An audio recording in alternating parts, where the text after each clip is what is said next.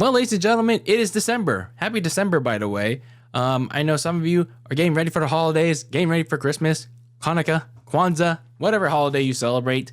But nonetheless, for all my filthy casual sports fans out there, it's the second most wonderful time of the year. But wait, isn't it supposed to be the most wonderful time of the year? No, that comes in January, actually. But here in December, it's the second most wonderful time of year because we begin the road to the playoffs, or as some of you may call it, the stretch run of the 2023 NFL season. And that all begins in week 13. So here we are, ladies and gentlemen. It's the second most biggest important run of the year for most of these teams. And, well, the other select few are just getting ready for the offseason that is to come. So that being said, enough dilly-dallying. And let's get into the week that is to come, week 13. And let's talk first about the teams that are taking their vacation this week. And this is the last of the bunch, actually the second to last of the bunch for the teams that are on their bye-bye this week and coming back for that most important stretch of the season. So those teams include the Ravens, the Bills, the Bears, the Raiders, the Vikings, and the Giants. So about a quarter of the NFL is taking their last bit of vacation, or the Thanksgiving that they didn't have, and they're taking it here. So they'll be back next week, and yeah, they're going to get ready for the run, or lack thereof, for the rest of the way. So let's get into the games that are to come this weekend. We already started with Thursday Night Football, as always, only on Prime Video for that good old Jeff Bezos money, as Dak Prescott saw the Dallas Cowboys down late with 4 minutes left to go, and he threw his third and yet most important touchdown of the game to his tight end, Jake Ferguson, giving Dallas the late lead as they managed to stop the Seahawks on their final 2 drives to hold them off 41-35. And that's a big win for the Dallas Cowboys heading into a very big matchup the next week against the Philadelphia Eagles. So now going to the Sunday slate of games in our actual preview for week 13, starting with the early morning portion as the LA Chargers at 4-7 take on the 2-9, very bad New England Patriots. So for both of these teams, they're coming off pretty bad losses. The Chargers lost in a primetime game to the Ravens on Sunday night. Meanwhile, the Patriots just continue to find very bad ways to lose, this time losing to a pretty poor Giants team. And, well, I don't really have a lot to say about the Chargers because, well, it's the Clippers. It's the Clippers. I mean, what more can you say about the Clippers at this point? Meanwhile, for the Patriots, it seems like Bailey Zappi, the backup quarterback, is going to be starting for the Patriots this week because Mac Jones was not seen throwing at practice this week. So, talk about 2 years removed from being one of the top picks in the NFL draft, and now here you are 2 years later. Now in the second year you didn't have an offensive coordinator, and now even in your third year you do have an offensive coordinator, and it's very rough for the 15th overall pick that is Mac Jones. I don't know if it's a system thing or if it's a Mac Jones thing, but either way, it's very bad up there in New England. So I'm going with the Chargers in this game, regardless of who starts at quarterback for New England. Then you have the Detroit Lions at 8-3 taking on the 5-6 New Orleans Saints. An important matchup for both of these teams as they're trying to keep their division hopes alive, at least for the Saints for that matter. But both of these teams are coming off bad losses. The Lions lost to the Packers on Thanksgiving in a winnable game. Meanwhile, for the Saints, they also had a winnable game against the Falcons, but they blew that one as well. So for the Lions, they've won and lost 2 games. They split 2 games, but that was because Jared Goff's turnover problems. His turnover problems are costing the Lions valuable games heading into a big final stretch. It almost cost them the one against the Bears, but it severely cost them against the Packers on Thanksgiving. They cannot have this become a problem heading into this big final stretch where they're trying to clinch the division for the first time in almost 30 years. So they cannot afford that. They cannot afford Jared Goff to have even more turnover problems against what looked like easy teams, but now could become increasingly difficult if this problem continues to happen. Meanwhile, for the Saints, their offense is getting very difficult for them. It seems like they're very inconsistent, and just seems like more injuries are continuing to pile on for them, and it's coming at a very bad time for them. As for as crappy as that NFC South is, you don't want that to happen to you. So in this game, I'm going with the Lions. Then you have the Atlanta Falcons at 5-6, taking on the 4-7 New York Jets. So for those Falcons, like I said, they beat the Saints. And then you have the Jets losing to the Miami Dolphins on Black Friday in even more embarrassing fashion. So for the Falcons, you pretty much have Desmond Ridder starting at the helm once again, and he's not doing so great. But it seems like Arthur Smith is trying to salvage his team's season by utilizing the running game more, going more with Cordell Patterson and going with B. John Robinson and making them the key focus of the offense. So, hey, might as well start now when it should have been the focal point early on in the season, but I digress. So, meanwhile, for the Jets, there was some big news earlier this week that, yes, Aaron Rodgers miraculously coming back to practice just a few short months after tearing his Achilles in week 1. Like, huh? Man, he's like really superhuman, huh? But I mean, Aaron Rodgers, he came back from he came back to practice after tearing his Achilles, and I'm not sure if they're gonna actually have him play at some point. I'm not sure if he's targeting that end of December date against Washington, I believe. Well, nonetheless, it's kind of risky, but we will see. But for this game, I'm going with the Falcons. Then you have the 2-10 Arizona Cardinals taking on the 7-4 Pittsburgh Steelers. Arizona lost to the Rams in a complete blowout. For the Steelers, they got a important divisional victory over the Bengals that didn't have Joe Burrow.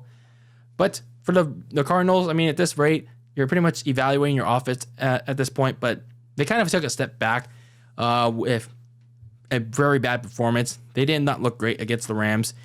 Meanwhile, for the Steelers, you did fire Matt Canada, and you did show a little bit of hope with a 400-yard total performance showing. So, hey, maybe in this game against Arizona, maybe you might be able to show your worth, show your muscle against a very bad team. So I'll go with the Steelers in this game. Meanwhile, you have the Indianapolis Colts at 6-5, taking on the 4-7 Tennessee Titans. So for the Colts, they managed to beat the Bucs 27-20. And for the Titans, they squeaked by the Panthers 17-10, sorry. But, I mean, these are two fringe teams, especially the Colts, who are trying to sneak into the playoffs at this rate. So, for the Colts, it's basically their defense and running back Jonathan Taylor pretty much keeping their playoff hopes alive. But we'll see how much that manages to keep up as the month goes along. Meanwhile, for the Titans, I mean, they're pretty much not going into the playoffs, but the rest of the season is a good way to see whether Will Levis is the guy or not. And these past few games has been seeing some slow and small positives for Tennessee. So maybe keeping him around might be a little bit worth it. But for this game, I'm going with the Colts. Then you have the Miami Dolphins at 8-3 taking on the 4-8 Washington Commanders. So this is the Commanders' last game before their bye week. Yes, they get the very late bye week. But for the Commanders, they lost a very bad one against the Cowboys. They got their butts whooped to the core. Meanwhile, for the Dolphins, they beat the Jets on that Black Friday game in a blowout. So, unfortunately for the Dolphins, it came at a cost because their defense was the latest victim of that Jets MetLife Stadium turf. They lost their defensive lineman, Jalen Phillips, to a torn ACL, or was it a torn Achilles? But nonetheless, very big blow to that defensive line. That pass rush is going to kind of suffer a bit, but they're going to have to account for it. They're going to have to find a way to make up for it. That starts here in this game against Washington, whose offensive line is kind of lacking. But regardless, this is an important 5-game stretch for the Commanders because from here on out, it's going to be who's going to be our guys, who's going to be our key players for 2024. And that includes their quarterback, Sam Howell, too. So, yeah, I'm going to go with the Dolphins in this game. Then in a key AFC matchup for the morning slate, you have the Denver Broncos at 6-5 taking on the also 6-5 Houston Texans. So, this is a big matchup for the AFC playoff standing, at least the wild card standings, because whoever wins this matchup will get a tiebreaker in the wild card race. So the Broncos beat the Browns last week, while the Texans lost a very close one to the Jaguars, and they could have taken it to overtime, but it just doinked. Their kick doinked off the upright, which sucks for them. So I'm going with the Broncos in this game. Their defense has been playing well, and their offense is slowly starting to pick it up as well. But let's see how they do against a hot quarterback in CJ Stroud. Then we get into the afternoon slate of games, starting with the Carolina Panthers at 1-10, taking on the 4-7 Tampa Bay Bucks in an NFC South matchup. So for the Panthers, they're technically still alive in the NFC South division race. Yes, even though they have a very crappy record. But not exactly going anywhere because they lost to the Titans and another bad performance. And that bad performance resulted in head coach Frank Reich being shown the door, and he didn't even hit December yet. Yikes. So for the Bucks, they also took a big hit to their NFC South hopes as they lost to the Colts last week as well. So their self-inflicted wounds are pretty much affecting them here, but nonetheless, I still expect them to win this game against Carolina because Carolina is just so broken at this point that anyone can beat them. Meanwhile, you have the Cleveland Browns at 7-4 taking on the LA Rams at 5-6. The Browns, as I said, lost to those Denver Broncos, and the Rams beat Arizona. So the Browns' QB situation continues to take another interesting turn because both of your backup quarterbacks have been knocked out. So now you have to turn to a veteran that you signed to the practice squad, who's now elevated to the active roster in veteran Joe Flacco. But I mean, with Joe Flacco, at least there is some experience, but it's going to be interesting how that turns out. We'll just see how it plays out. It's the skid marks. But for the Rams, they're trying to make this push to one of the NFC wildcard spots. I mean, there's a couple flaws that I don't know how they're going to make it, but we'll see. So I'm going to go with the Rams in this game. And then in the big matchup in the afternoon, we have my San Francisco 49ers at 8-3, taking on the 10-1 Philadelphia Eagles. And of course, this is the rematch of the last year's NFC Championship game back in January. And, well, we all know what happened in that game if you're a Niners fan. But anyway, again, we'll be talking more about this game in its own dedicated preview. But in terms of last week, my 49ers beat the Seahawks on Thanksgiving, getting some good old revenge. And for the Eagles, they beat the Bills in an overtime thriller. And for both of these teams, this is kind of a must-win for them, I guess, because for the Eagles, they can clinch a NFC playoff spot. Well, actually, they can't because the Cowboys, I think the Cowboys won already, so I'll have to wait till next week. But for the 49ers, well, they're seeking redemption. They're seeking a crack at the NFC's top seed. So a win/upset here can help them do such. But if you want my pick, you're just going to have to wait till I preview this game. Then in my Sunday night football game for week number 13, you have the Kansas City Chiefs at 8-3 taking on the 5-6 Green Bay Packers. So both of these teams coming off wins. For the Chiefs, they had them beat the Raiders 31-17 in a bounce back win. And for the Packers, they scored the upset of the week over the Lions 29-22. So it seems like the Chiefs, as long as they stay consistent with it, they might have found something on offense finally, because receiver Rashee Rice, seemed like the top receiver for Mahomes that day in week 12. So who knows? Who knows if Mahomes will go to him more? I mean, alongside Travis Kelce, of course. But Rashee Rice had a big game in Las Vegas. Meanwhile, for Jordan Love, he put together another good game in Detroit. And he has his team squarely firm in that wild card race. So things continue to go their way. I mean, a couple with other teams falling apart. The Packers could make a run at one of those wild card spots. But unfortunately here, they might get stopped by the Chiefs. Then we have the Monday Night Football game of week number 13. You have the Cincinnati Bengals at 5-6, whose season is continuing to go downhill without Joe Burrow as they take on the Jacksonville Jaguars at 8-3.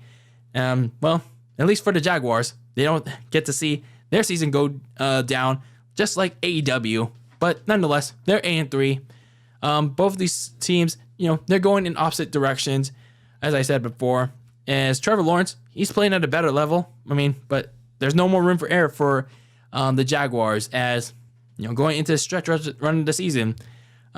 They still have a couple difficult opponents here and there, but they cannot sleep for the week because the Texans are still on their trail. So I'm expecting them to win this game, but don't be surprised if they fall asleep on the wheel. So those are my picks for week number 13, and yeah, kind of a weak slate to be exact, because that's kind of what happens when a quarter of your teams are on bye week and you're kind of left with mostly scrubs. Mostly scraps for what you got. But anyway, let me know what you guys think about my picks, and let me know your picks for week number 13 in the comments below. But anyway, that is it for me here at Very Cold Lasagna with another preview for the 2023 NFL season. And as always, keep the lasagna very cold in the fridge with your takes on the world of sports. And until next time, peace out.